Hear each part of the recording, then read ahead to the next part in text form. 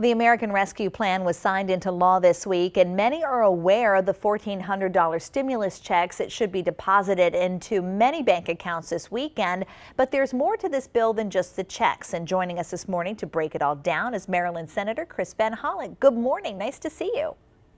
Good morning. It's great to be with you. So let's go ahead and start talking about those $1,400 checks. For those who really still are confused about how it works, how does it work?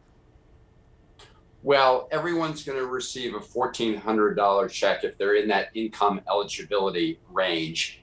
And those checks will come to you directly.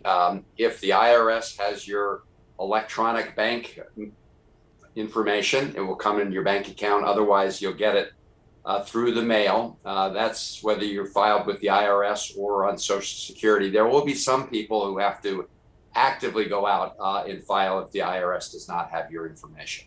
And then there's the child tax credit, which is separate, and it's going to allow families to claim $3,000 per child. And how is that going to work? Because they can either get it directly, is that correct? Or it could be something taken off their taxes at the end of the year. Well, that's right. It's a $3,000 per child tax credit, $3,600 if your child is under 6 years old. And again, this will come directly to you if the IRS already has the information. The idea is that when the IRS fully implements this, it will actually come in installments, maybe once a month or once every 2 months. And so that's how that works. And that again applies to people within the same income range as for the $1,400 checks. This will lift 52,000 Maryland children out of poverty, and it will benefit over 1.1 million Maryland children. It's a big part of the package, and I'm glad you raised it because it's gotten less attention. Well, and not just that part of the package is big, but Baltimore is making out big time with this stimulus bill, getting more than $600 million. My first question is, how did Baltimore get such a big chunk of this money? Well, Baltimore got a big chunk because it was counted both as a city and as a county, and also it receives CDBG funds. These are community development block grants that takes into account the per capita income of the city. And this is a formula that's designed to help a lot of urban areas that have been struggling. And so this will be a big boom for Baltimore City. Baltimore County and the other jurisdictions also get substantial help, but Baltimore City, for the reasons we just mentioned, does get over $600 million to help, keep frontline workers on and also meet other really important priorities. And so is there going to be any sort of accountability in place to make sure that money is used exactly what it's supposed to be used for?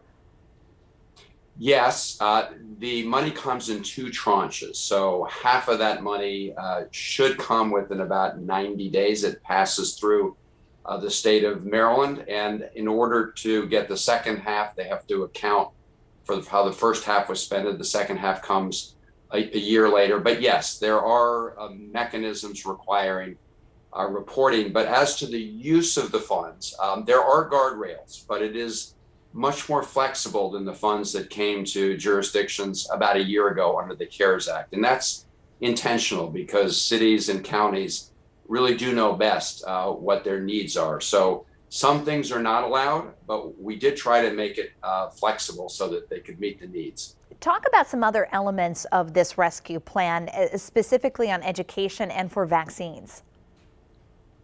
Right. So on education, there's additional funding for our school systems.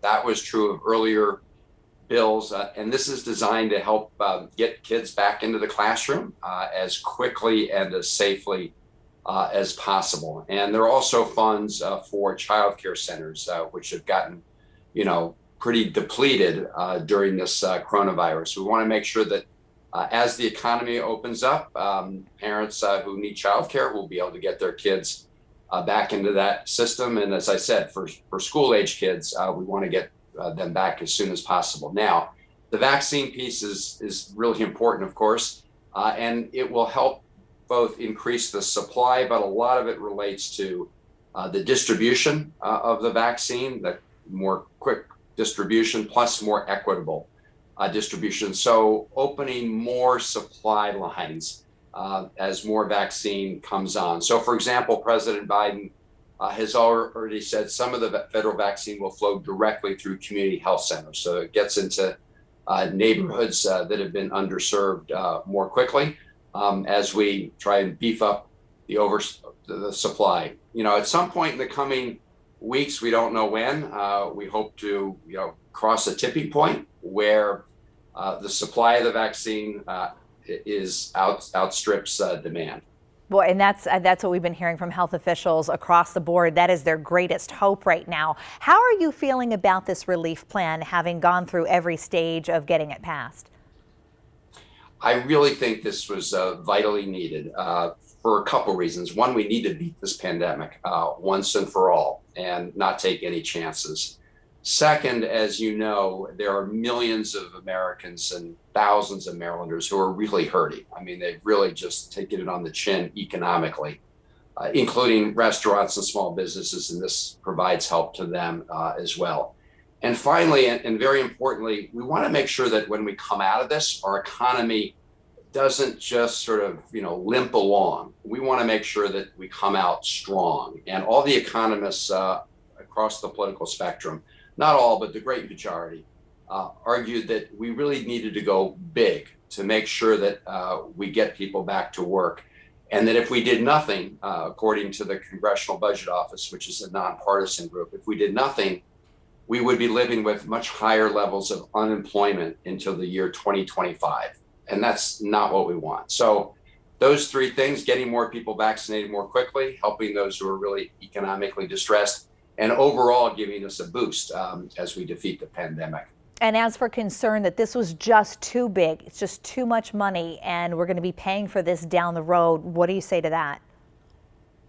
Well, again, across the political spectrum, people said that the risks of going too small were bigger than the risks of going too big, that we really needed to go big to make sure that the economy got a liftoff as we came out of this pandemic. If you recall back after the 2008 Great Recession, we did get economic growth, but it was slow.